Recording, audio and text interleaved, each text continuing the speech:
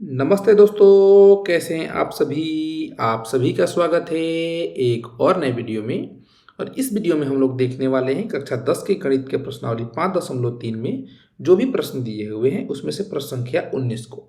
इससे पहले हम लोगों ने प्रश्न संख्या 1 से लेकर 18 तक के सभी प्रश्नों को एक एक करके पढ़ के समझा है और उसे अच्छे तरीके से हल किया है। तो यदि उन प्रश्नों में आपको कोई भी दिक्कत होती है तो उन सभी प्रश्नों के लिंक आपको डिस्क्रिप्शन में मिल जाएंगे, तो उसे भी आप एक बार चेक कर लीजिएगा। इस वीडियो में हम लोग प्रश्न संख्या 19 को पढ़ के समझेंगे, फिर इसे हल करने पे आगे बढ़ेंगे। उससे पहले मैं आप सभी को बता दूं कि मेरा नाम है निकेत और मेरा प्रयास ये है कि गणित में आपकी जो भी समस्याएं हैं उसे उस स्तर पे हल किया जाए। तो यदि आप चैनल पे नए होंगे तो चैनल को सब्सक्राइब कर लीजिएगा। यदि जानकारी अच्छी लगेगी तो वीडियो को एक लाइक कीजिएगा और साथ ही साथ अपने दोस्तों को भी शेयर कीजिएगा। यदि आपके मन में कोई प्रश्न रह जाता है जो आप हमसे पूछना चाहते हैं तो कमेंट बॉक्स में पूछ लीजिएगा, या आपको डिस्प्ले पे या डिस्क्रिप्शन में एक व्हाट्सएप नंबर मिल जाएगा, वहां से भी आप अपने प्रश्नों को हमसे पूछ सकते हैं। चलिए इस वीडियो में आगे बढ़ते हैं, प्रश्न संख्या 19 को पढ़ के समझते हैं, फिर उसे हल करेंगे। प्रश्न संख्या 19 कह रहा है कि 200 लट्ठों को ढेरी के रूप में इस प्रकार रखा जाता है कि सबसे नीचे वाली पंक्ति में 20 लट्ठे, उससे अगली पंक्ति में 19 लट्ठे, उसके अगली पंक्ति में 18 लट्ठे इत्यादि। जैसा कि चित्र 5.5 में यहाँ पे दिखाया गया है, ये 200 लट्ठे कितनी पंक्ति में रखे गए हैं तथा सबसे ऊपरी पंक्ति में कितने लट्ठे हैं। यहाँ पे देखिए हमें क्या दिया गया है, इस चीज को समझिए। प्रश्न क्या कहता है, सबसे पहले समझना जरूरी है। हमें 200 लट्ठे दे दिए गए हैं और इसको पंक्ति के रूप में रखा जा रहा है, एक के ऊपर एक। सबसे नीचे वाली जो पंक्ति है इसमें 20 लट्ठे रखे गए हैं, इसकी ऊपर वाली जो पंक्ति है उसमें 19 रखे गए हैं, इससे ऊपर वाली पंक्ति में जो लट्ठे रखे गए हैं 18 रखे गए हैं, इसके ऊपर वाले में 17, इसके ऊपर वाले में 16। ऐसे ही लट्ठों की पंक्तियां बन रही है यदि एक के ऊपर एक इनको रखा जा रहा है। ध्यान देने वाली बात यह है कि जितने भी लट्ठे हैं कुल की संख्या कितनी है, 200 है। इनको पंक्ति के रूप में रखा जा रहा है। यहाँ पे यदि हम लोग ध्यान दें और पहली पंक्ति को हम मान लें, जो नीचे वाली है, सबसे नीचे वाली पंक्ति, इसको पहली पंक्ति मान लें, जिसको हम A1 लिखते हैं, इसमें लट्ठों की संख्या कितनी है। दूसरी पंक्ति जो उसके ऊपर है उसमें लट्ठों की संख्या 19, तीसरी पंक्ति उसमें लट्ठों की संख्या 18, चौथी पंक्ति उसमें लट्ठों की संख्या क्या है, 17, और ऐसे ही पंक्तियों की संख्या चलती रहेगी। यहां से प्रश्न को हमें देख के ये पता चलता है कि ये जो संख्याओं की सूची बन रही है ये एपी में है। कैसे कह सकते हैं कि एपी में है, यदि पहले पद को यानी पहली पंक्ति को, सबसे नीचे वाली जो पंक्ति है उसको a बराबर हम 20 मान लेते हैं, तो यहां से देखेंगे तो हम डी भी ज्ञात कर सकते हैं। दूसरी पंक्ति में से पहली पंक्ति को घटाएंगे या तीसरी पंक्ति में से दूसरी पंक्ति को घटाएंगे, देखेंगे कि सभी का अंतर समान है। 19 माइनस 20 करेंगे तो माइनस का 1 प्राप्त होगा, यानी कि डी हमें प्राप्त हो गया। यहाँ पे कुल लट्ठों की संख्या 200 दी गई है, यानी कि एस एन सभी का योगफल क्या है, 200 है। यहाँ पे हमसे पूछ रहा है कि इन 200 लट्ठों को कितनी पंक्ति में रखा जा सकता है, यानी हमसे n का मान पूछ रहा है और हमसे ये भी पूछ रहा है कि सबसे ऊपर वाली पंक्ति में कितने लट्ठ होंगे। हम मान लेते हैं कि सबसे ऊपर वाला पंक्ति an है, अंतिम पद है, उसमें लट्ठों की संख्या क्या है, x है या y है या z है, जो भी मानना चाहे आप मान सकते हैं। यहां से देखेंगे तो हम सबसे पहले n का मान ज्ञात कर सकते हैं। क्यों ज्ञात कर सकते हैं, क्योंकि हम जानते हैं कि एस एन का सूत्र क्या होता है। यहां पे लिख लेते हैं, एस एन बराबर होता है n/2 इंटू का 2a प्लस का n-1 इंटू का d। यहां से हम देखेंगे तो एस एन हमें 200 दिया हुआ है, n नहीं पता तो n/2, 2 गुणे a दिया हुआ है तो 2 गुणे a, 20 दिया हुआ है तो 2 गुणे 20, और फिर प्लस का n नहीं दिया हुआ है तो n-1 इंटू का d हो जाएगा। d का मान हमने 1 प्राप्त किया तो 1 हो जाएगा। यहां से देखेंगे तो सभी चरों के मान हमें यहाँ पे प्राप्त है, केवल एक का n का मान नहीं पता है। तो n के मान को इस समीकरण से ज्ञात कर सकते हैं। इस समीकरण को और आगे सरल करेंगे तो हमें क्या प्राप्त होगा, इस 200 का 2 से गुणा कर देंगे तो ये 400 प्राप्त हो जाएगा। n इंटू 2 गुणे 20 40 हो जाएगा, और प्लस का ये n का -1 से गुणा होगा तो प्लस माइनस माइनस हो जाएगा, और ये माइनस का n हो जाएगा, और माइनस माइनस 1 का गुणा होगा तो प्लस का 1 हो जाएगा। इसको और सॉल्व करेंगे तो आगे लिख सकते हैं, ऐसे हम क्या लिख सकते हैं, 400 बराबर इस n का गुणा अंदर करेंगे तो 40n हो जाएगा, और माइनस का n का गुणा n के साथ करेंगे तो n का घात 2 हो जाएगा, और प्लस का 1 के साथ करेंगे तो n हो जाएगा। यहां से देखेंगे तो हमें क्या प्राप्त हो रहा है कि 40n और 1n 41n हो जाएगा, और ये माइनस का n का घात 2 है। इन दोनों को इस साइड लेके आएंगे तो n का घात 2, ये प्लस का है तो माइनस का 41 हो जाएगा, और n और पहले से ही 400 है तो ये 400 हो जाएगा। यहाँ से हम क्या पाते हैं कि n में ये एक द्विघात समीकरण है, और इसको हल करके हम n का मान ज्ञात कर सकते हैं।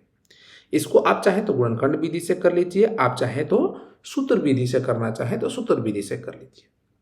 हम गुणनखंड विधि से करते हैं। हम क्या करते हैं, सबसे पहले देखेंगे कि ये मानक रूप में है कि नहीं है। तो ये मानक रूप में है। मानक रूप में होने के बाद जो n का घात 2 वाला पद है, पहला पद, इसके गुणांक और अचर पद को आपस में गुणा करेंगे तो 400 प्राप्त होगा।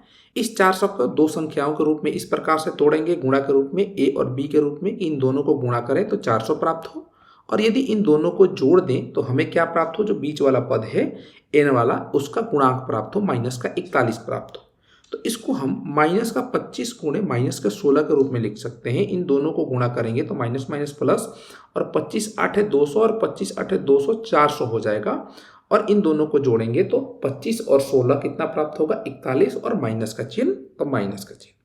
तो इसको हम ऐसे लिख सकते हैं, n का घात 2 माइनस का 25n माइनस का 16n प्लस का 400 बराबर का 0। इन दो पदों में n कॉमन लेंगे तो n माइनस का 25 बचेगा, और इन दो पदों में n माइनस का 16 कॉमन लेंगे तो n माइनस का 25 बचेगा। यहाँ से n माइनस 25 इन दो पदों में कॉमन है तो इसको वेनिस्ट लेंगे तो n माइनस का 16 बचेगा, बराबर का 0 हो जाएगा। यहाँ पे भी बराबर का 0 हो जाएगा। यहाँ पे हम देखेंगे कि ये और ये अगर इसको संख्या मान लें तो इन दोनों का गुणनफल 0 के बराबर है, तो या तो दोनों शून्य होंगे या उनमें से कोई एक शून्य होगा। यदि हम मान लेते हैं कि यदि n माइनस 25 शून्य के बराबर है तो n का मान क्या आएगा, 25 के बराबर आएगा। या चाहे हम मान लें कि यदि n माइनस 16 शून्य के बराबर है तो n का मान यहाँ से क्या आएगा, 16 आएगा। यहाँ पे n क्या है, इस बात को देखने वाली है। n यहाँ पे क्या है, जो लट है इनको हम पंक्ति के रूप में सजा रहे हैं तो पंक्ति की संख्या है। अब यहाँ पे देखेंगे तो पंक्ति की संख्या n बराबर 25 भी आ गई है, और पंक्ति की संख्या n बराबर 16 भी आ गई है। क्या ऐसा मुमकिन है कि 200 लठ आपको दे दिए जाए, पंक्ति के रूप में एक एक कम करके आपको सजाना है, तो पंक्तियों की संख्या 25 भी आ जाए और 16 भी आ जाए? ऐसा तो हो नहीं सकता। फिर इसको हम जांचते हैं कि क्या होगा, n बराबर 25 सही है कि n बराबर 16 हमारे लिए सही है।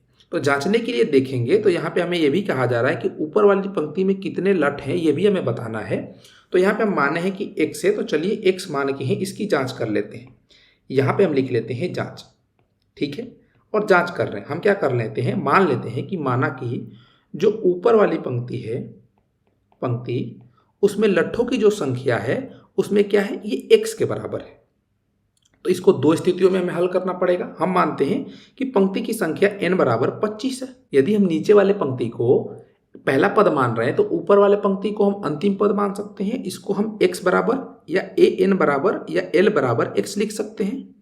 ये क्या हो जाएगा, यहाँ से अगर हम an का सूत्र लगाएंगे तो a प्लस का n माइनस 1 इंटू डी हो जाएगा, किसके बराबर, x के बराबर। इसको सरल करेंगे तो a क्या है 20 प्लस का n माइनस 1, n को हमने 25 माना है तो ये 24 हो जाएगा, और d क्या है माइनस का 1, तो माइनस का 1 बराबर का x हो जाएगा। यहाँ से सरल करेंगे तो ये 20 माइनस का 24 होगा बराबर का x, जो कि क्या आएगा, x बराबर माइनस का 4 आएगा।